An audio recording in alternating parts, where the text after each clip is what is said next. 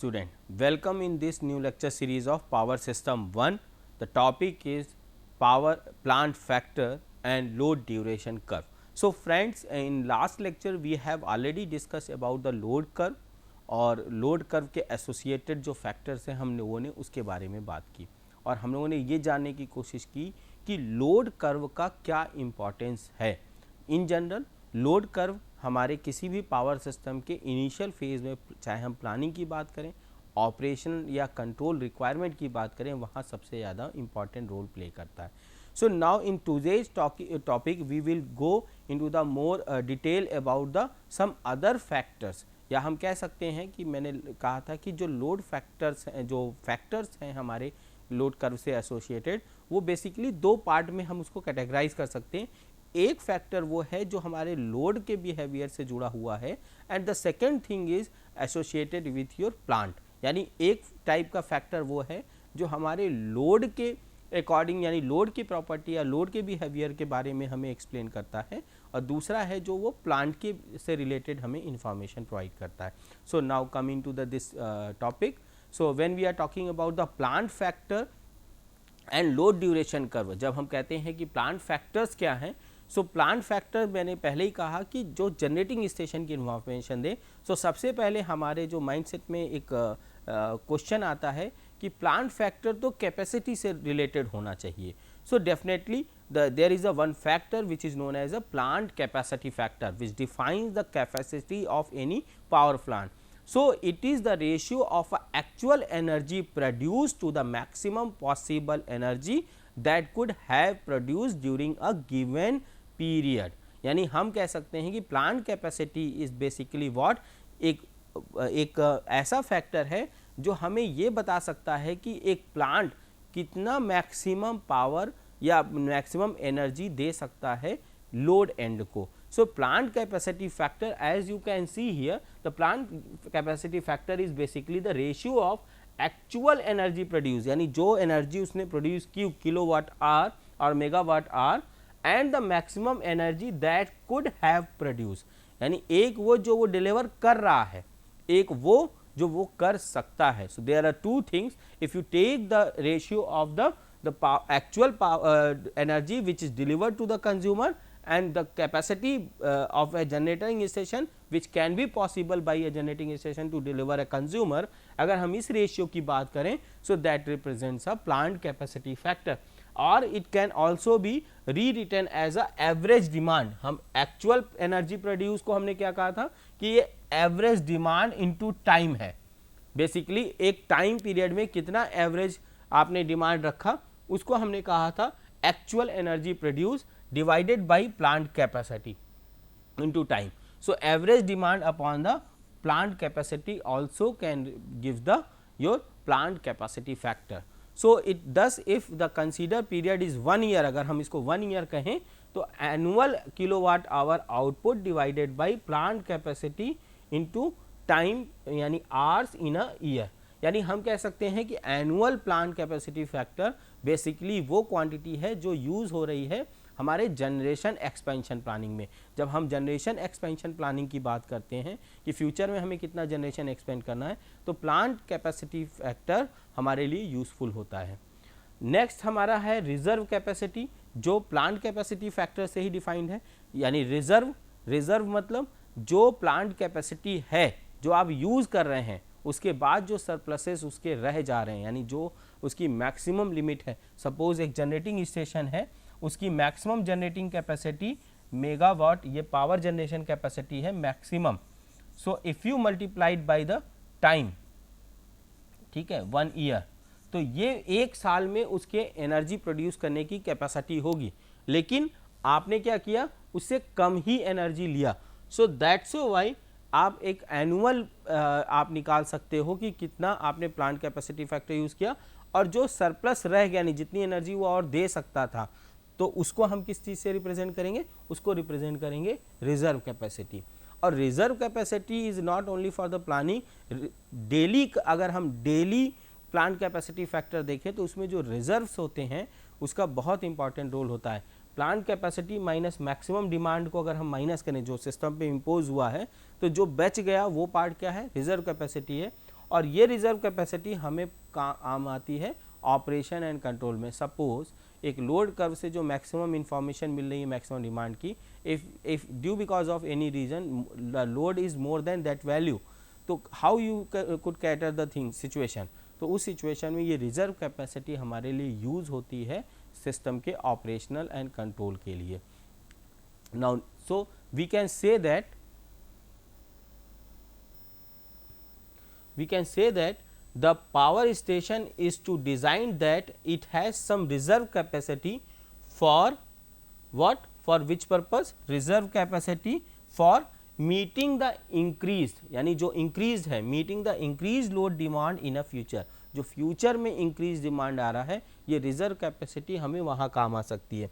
Therefore the installed capacity of a plant is always somewhat greater than the maximum demand। तो क्या होगा कि जो प्लांट का जो कैपेसिटी होगी, जो हमारे प्लांट की जो हमने रिजर्व रखा हो, जो भी इंस्टॉल करेंगे कैपेसिटी, वो हमेशा मैक्सिमम डिमांड से ज़्यादा रखते हैं। ये एक प्लानिंग का पार्ट है। Now next thing is your plant use factor. अभी हमने बात की थी कि प्लांट का कैपेसिटी से रिलेटेड फैक्टर। नाउ प्लांट कितना यूज हुआ उसको हम बोलेंगे plant use factor. So it is a ratio of kilowatt generated to the product of plant capacity and the number of hours for which plant is operated। यानी station का output जितना आपने लिया, टोटल किलोवाट आवर जो आपने लिया, और जो प्लांट की कैपेसिटी से अगर हम कितनी देर के लिए हम उसको टाइम यूज़ कर रहे हैं, इसके बेसिस पे हम निकाल सकते हैं कि प्लांट का यूज़ फैक्टर क्या था। अब अगर मैं कहूँ कि प्लांट फैक्टर का यूज़ फैक्टर हाई है, तो हम कह सकते हैं कि प्लांट को सबसे ज़्यादा हमने यूज़ किया। तो किसी भी इक्विपमेंट को, किसी भी मशीन्स को या कोई भी टेक्नोलॉजी जो हम यूज़ कर रहे हैं सिस्टम के अंदर, अगर उसका यूज़ फैक्टर हाई है तो मतलब ये है कि आप उससे ज़्यादा वर्कआउट ले रहे हैं and it will be beneficial, यानी एक तरह का ये इकोनॉमिक ऑपरेशन है। But if you are investing a large amount for generating the power but you are not utilising that power, यानी आप उस मशीन को, उस जनरेटिंग स्टेशन को यूज़ ही नहीं कर रहे हैं, तो आपका यूज़ फैक्टर कम होगा, यानी लॉस ऑफ इकोनॉमी भी है। तो प्लांट यूज़ फैक्टर बेसिकली आपको हिंट करता है या हेल्प करता है ये समझने में कि प्लांट कितना यूज़ हो रहा है। लोड ड्यूरेशन कर्व, अब हम बात करेंगे नेक्स्ट पॉइंट की, जो लोड ड्यूरेशन कर्व है। So load curve and load duration curve, ये दो इंपॉर्टेंट थिंग है। Load duration curve is defined as a curve between the load and the time which is ordinates respecting the load plotted in a order of decreasing magnitude, that is with the greatest load at the left, lesser load towards the right and the lowest load at the time extreme right। Load curve और load duration curve का जो basic difference है उसको हम समझ लेते हैं। Load curve क्या है? सिंपली टाइम के रिस्पेक्ट में हमने कहा लोड का वेरिएशन, जबकि लोड ड्यूरेशन कर्व कहता है कि आपका प्लांट किस टाइम, कितनी ड्यूरेशन के लिए ऑपरेट हुआ, that is derive from the load curve. यानी लोड कर्व से ही हम डिराइव करेंगे कि हमारा लोड ड्यूरेशन कर्व क्या होगा। अगर हम देखें तो ये प्लांट सपोज इस टाइम के लिए कुछ अलग वैल्यू पे ऑपरेट हुआ, इस टाइम के लिए अलग, इस टाइम के लिए अलग, यहाँ अलग, यहाँ अलग। सो हर ड्यूरेशन में कभी जनरेशन ज़्यादा है, कभी कम है, इस तरह से लोड वेरी कर रहा है। यानी हम इसका एवरेज यहाँ पर ले लें, इसका एवरेज ले लेते हैं, यहाँ एवरेज ले लेते हैं, यहाँ एवरेज और यहाँ एवरेज, कुछ average value. So the it will be looking like this, like so plant पे जो जनरेशन लेवल है वो चेंज हो रहा है। तो लोड ड्यूरेशन कहता है कि जब हम लोड ड्यूरेशन कर्व प्लॉट करेंगे तो जो हाईएस्ट कैपेसिटी का सेक्शन है, यानी अगर हम इसकी बात करें तो इस सेक्शन को हम क्या करेंगे, अपने सबसे आप ऑर्डिनेट के साथ में, मतलब आपके वाई एक्सिस के पास में रखेंगे। नेक्स्ट जो लेवल है वो यहाँ होगा, सपोज बोथ आर सेम, तो इस ड्यूरेशन के लिए ये होगा, और ये दोनों सेम है तो इस ड्यूरेशन के लिए होगा। सो यहाँ पर जो टाइम होगा वो आवर्स में होंगे, ठीक है, यहाँ पर राइट, ये आवर्स है। यहाँ पर time sequence is not a time pattern, यहाँ टाइम ड्यूरेशन है कि कितने घंटे के लिए जनरेटर पे ज़्यादा लोड था, फिर कम हुआ, फिर कम, और जो स्मॉलेस्ट है वो सबसे लास्ट में रखते हैं। So that is the entire procedure to plotting a load duration curve and that is explained in the these 3 points. तो हम आगे देखते हैं और क्लियर फॉर्म में कि लोड ड्यूरेशन कर्व है क्या। So basically the load duration curve can be drawn from any duration of time, for example day or a month or a year, and the whole duration is taken as a 100%. So load duration curve basically क्या है, ये हमको information देता है कि हमारे plant के ऊपर कितने कितने टाइम पीरियड के लिए लोडिंग पैटर्न डिफरेंट काइंड के लोड इम्पोज हुए, और उसी के बेसिस पे हम अपनी फ्यूल का अगर स्टोरेज है, रॉ मटेरियल का स्टोरेज है, मैन पावर का रिक्वायरमेंट है, तो जो हम बैकअप सिस्टम या फिर रिशेड्यूलिंग सभी कुछ करते हैं, वो सारी चीज़ें हम किस पे डिपेंड करता है, plant use load duration curve पे डिपेंड करता है। नाउ लोड ड्यूरेशन कर्व मैंने पहले ही कहा आपको कि सपोज ये हमारा एक लोड कर्व है, इस तरह से गिवन है, जहाँ पर आप देख सकते हैं कि इस पीरियड में अलग लोड है, यहाँ पर लोड चेंज हो गया, यहाँ that time load is more than this one, then again less, then this one, then so that we have find out the different level of the generation, जहाँ पर 20, 40, 50, 60 likewise the generation level. Now what we have to do, we have to take in the sample of a highest generation capacity जो हमारा यहाँ पर है, इस part को हमने यहाँ पर ले लिया। इसके बाद next point is this one, so that will be connected here, इसका ड्यूरेशन अलग है। Then we have taken this particular part and this particular part, so it is connected here, and because this period and this period yani means 1 2 and 3, these are the 3 points जहाँ पर आपके लगभग uniform generation है, तो हमने उसको last में यहाँ पर रख लिया।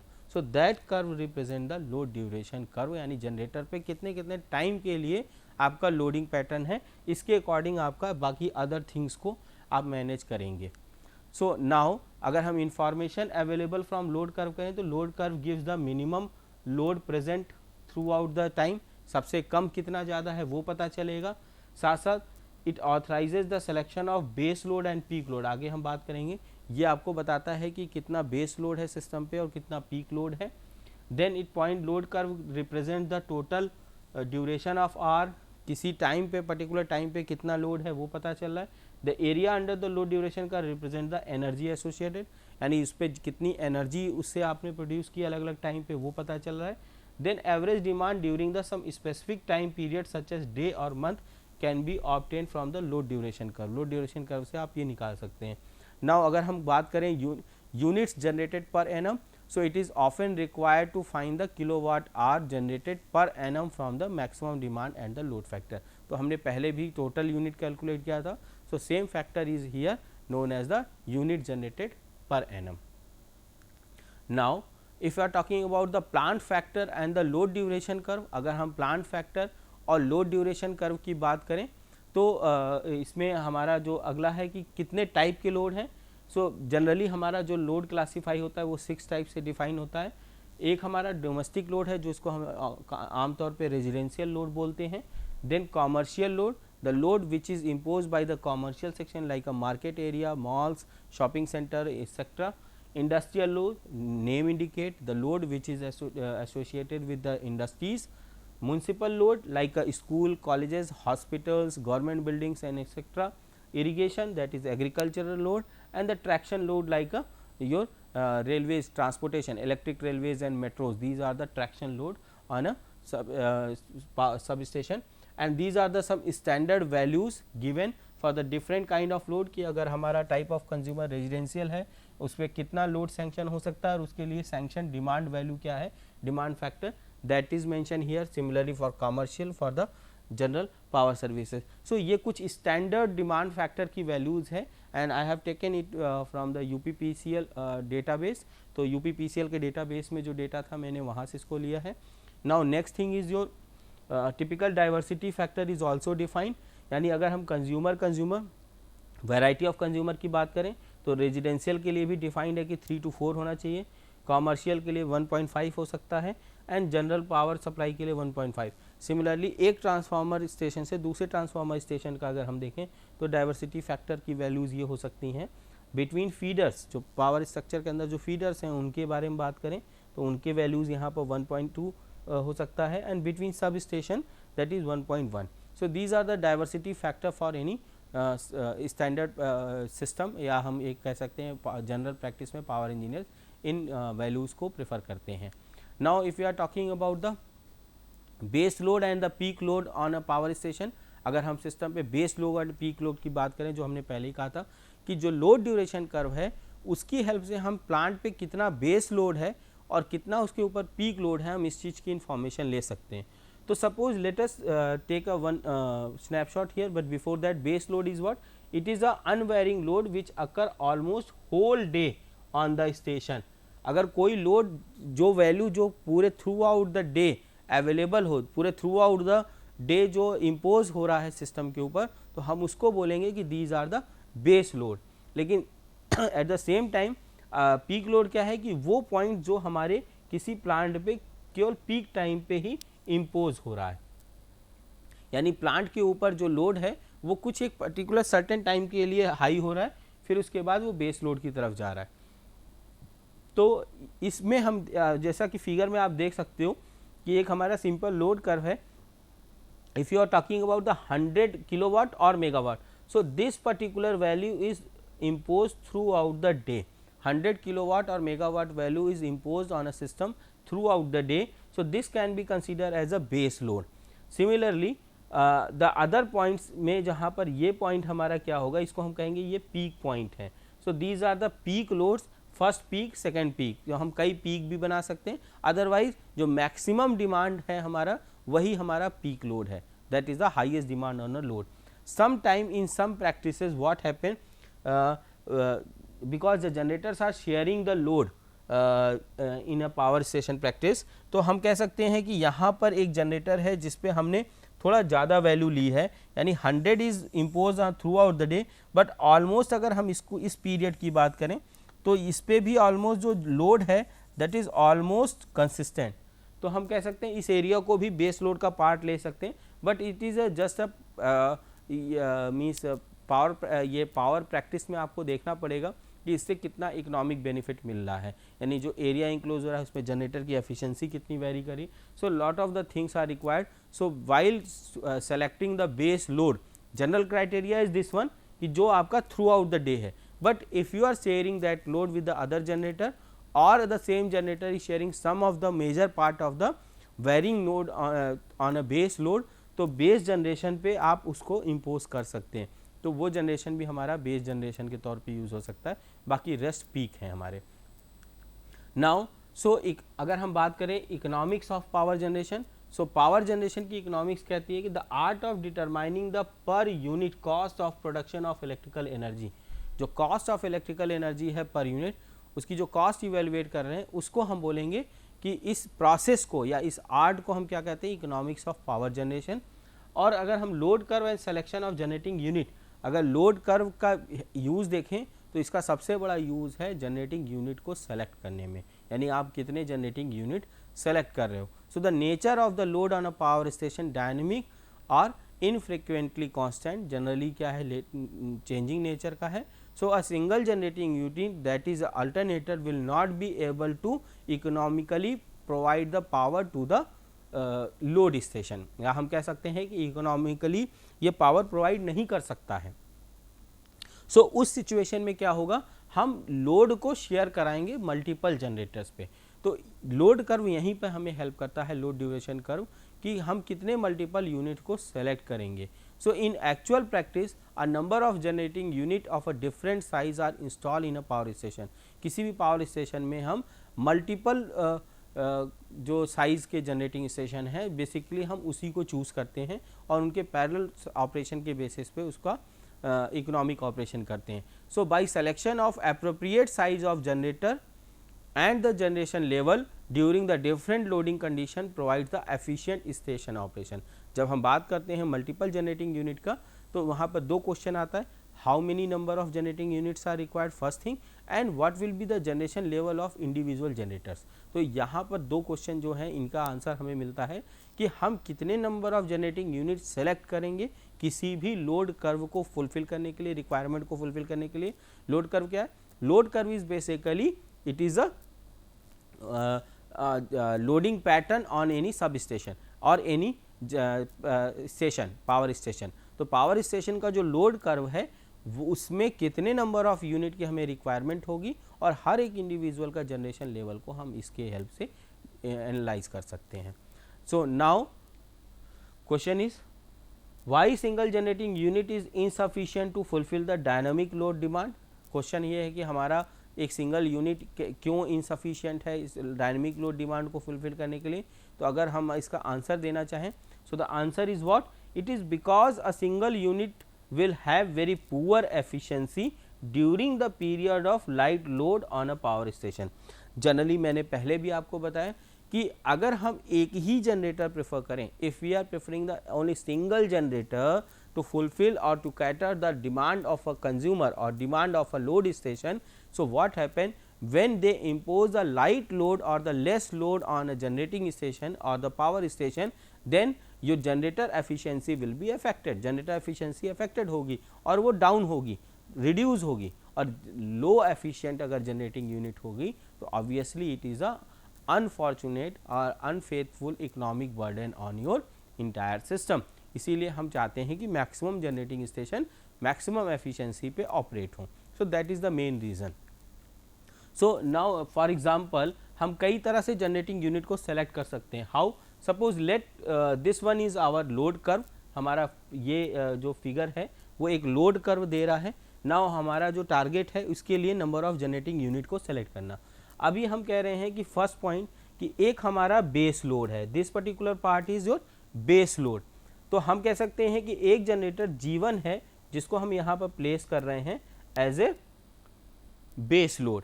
Now the second part up to the 300 megawatt will be catered by the generator 2. तो हमने यहाँ पर जनरेटर 2 को प्लेस कर दिया and the only the rest part which is required during the peak hour time. तो हमने जनरेटर नंबर 4 से इसको कैटर कर दिया. So generator G1, G2 and G4 all are the three generator having the different generating capacity. G1 का 100 megawatt है, G2 200 megawatt and G3 is also having a 200 megawatt but the time duration is less one. तो एक pattern ये हो सकता है. Apart from that there is a one another opportunity. You will install a one 200 megawatt capacity plant as a G1. Then again G2 having the 2 times you will operate here. During time period this period, then again in this period you again operate the G2 generator, and for catering the highest peak demand of 100 megawatt you are connecting the G4 generator here. So this kind of thing may be possible. Third possibility is what, you having a one generator of 100 megawatt G1, then again 100 megawatt G2, though both are operating in a parallel manner. At the same time you have a one generating station generating unit G3 which is operated in as a intermittent loading situations. और एक हमारा last है G4 जो सिर्फ peak को cater कर रहा है. जैसा कि मैं thermal power plant, hydroelectric power plant की डिस्कशन में हमने कहा था कि जो डीजल प्लांट होते हैं और जो हाइड्रोइलेक्ट्रिक प्लांट होते हैं, some of the hydroelectric power plant and diesel power plants they are working as a only to fulfill the peak demand. तो इस टाइम पे हम ऐसे जनरेटिंग स्टेशंस को प्रेफर करते हैं. So that is a criteria. Now question which one is a most suitable. तो अभी हमें हर जनरेटर की एफिशिएंसी उसके थ्रू गिवन जो कॉस्ट ऑफ प्रोडक्शन कॉस्ट है हर एक जनरेटर का वो इवेल्युएट करेंगे. तो जो मोस्ट इकोनॉमिकल वे होगा उसी जनरेटिंग को नंबर को और उसी जनरेटिंग लेवल ऑफ जनरेशन को ही हम कंसीडर करेंगे अपने शेयरिंग के लिए, यानी लोड की शेयरिंग के लिए. So that is the one thing. So we require the some mathematical calculation for this one. So now what will be the appropriate generator size and schedule. So this will be obtained through the optimization of generation size and scheduling. तो power system में एक power system optimisation एक term आता है जहाँ पर इस problem को हम सॉल्व करते हैं कि how by using the optimisation technique we can get the information about कि number of optimal number of generating units and their size. So that is a future aspect of your this subject. कि आप चाहें तो इस subject के future aspect के तौर पे इस पॉइंट को हैंडल कर सकते हैं.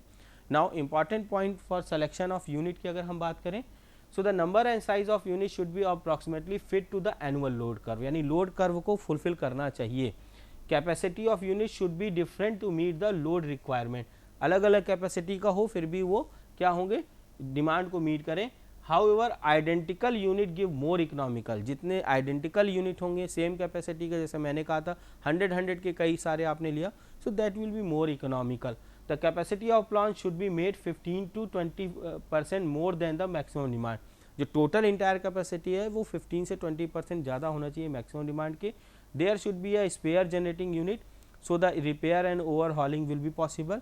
You always having a one generating unit in a backup, and then tendency of to select a large number of unit a smaller capacity in order to fit the load curve very accurately should be avoided. बहुत accurate आप लेना avoid करें, it is because the investment cost of the kilowatt of a capacity increase as the size of in unit decreases. So these are the some important point related to your selection of unit. Importance अगर हम high load factors की बात करें तो मैंने पहले भी बोला लोड फैक्टर क्या करता है, अगर आपका बहुत हाई लोड फैक्टर है तो ये रिड्यूस करेगा cost per unit generated cost को आपको रिड्यूस करेगा, और साथ साथ क्या है आपका रिड्यूस वेरिएबल लोड प्रॉब्लम, क्योंकि high load factor means more flatten load curve, और जितना फ्लैटन होगा ऑब्वियसली आपकी कॉस्ट ऑफ जनरेटेड यूनिट भी कम हो जाएगी और वेरिएबल लोड का जो प्रॉब्लम है उससे एसोसिएटेड वो भी आपको कम होगा. So that is one of the another major point in your this discussion, what are the importance of the high load factor. So always power practitioners are trying to get the higher load factor on any power plant. So now here we are going to solve just a small numerical problem. Just see that whether a power station have given a data, group A of generator providing the 200 kilowatt between the this period 8 to 6, group B provide between the 6 to 10, and group C provide in between 50 to 6 kilowatt in between 6 to 10 am, and group D provide the 10 kilowatt between the 10 am to 6 am, and then between means 2 times it will provide the power to the load curve. So the it required to plot a load daily means load duration curve or load curve, and then calculate the diversity factor, unit generated per day, and load factor. So this is a simple question. So first of all we would like we would require to make a tabular represent the entire thing in a tabular form. So as you can see here, group 1 A, B, C, D, then their timings are mentioned here, and which time which will be provide the power. So according to that you can calculate that the total load on a power station by the individual generator can be calculated as 100 kilowatt, 150, 350, 300 and 100 kilowatt. So that is the known as a load pattern given in a load curve. Now on the basis of this we can plot a load curve, this one load in this one, and time duration. So in hourly pattern we can plot the entire load curve, and on the basis of this load curve we can evaluate the maximum demand is what, 350, sum of the total individual demand means individual demand we have to sum it. So it's a 450. So diversity factor is what, sum of maximum demand upon maximum demand factor. So what, it will be a 1.286. Similarly unit generated we can directly put into the formula. So we can get the total kilowatt hour is this one, average load is equal to here. So the load factor will be 54.8%. So this is a basic question, basic type of numerical problem which is generally asked related to this topic.